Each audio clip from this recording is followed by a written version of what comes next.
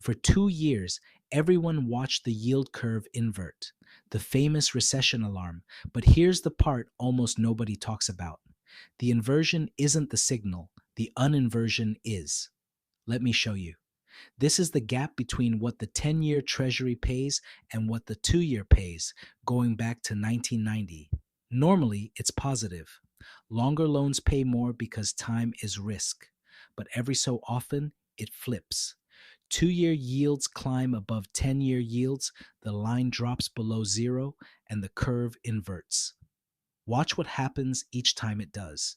It goes red before 2001, red before 2008, a dip before 2020.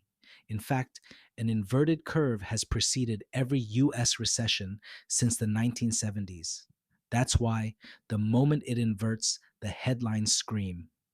But here's the catch: the curve can stay inverted for a year, sometimes two, and the whole time the economy keeps humming, stocks keep climbing, and everyone slowly decides the indicator is broken.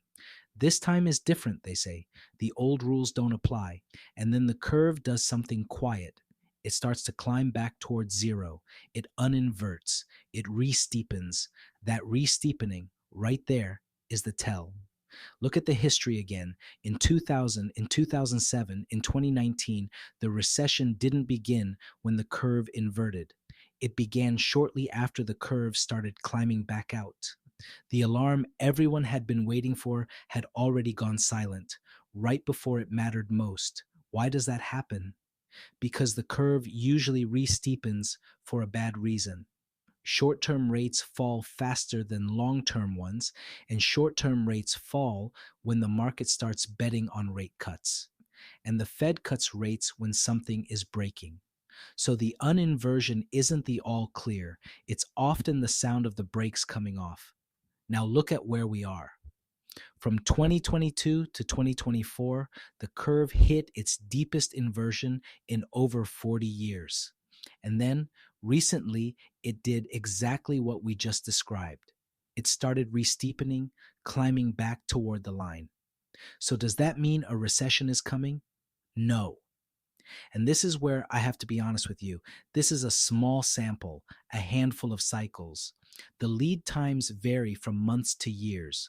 A soft landing, where the curve normalizes and no recession follows, is genuinely possible. And every cycle has new wrinkles the last one didn't.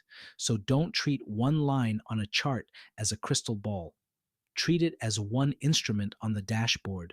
If you want confirmation, that's what the other gauges are for.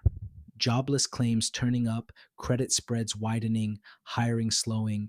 The re-steepening tells you to start watching those more closely. It doesn't tell you the outcome. So here's the verdict on the evidence. The uninversion is not a green light. Historically, it has been the part of the cycle worth paying the most attention to, not the least. Not a reason to buy anything, not a reason to sell anything, just a reason to watch the re-steepening and stop watching the headline. This is educational, not financial advice. Do your own research. I'm Cash on Trial, where we put the claim on the stand and let the data decide.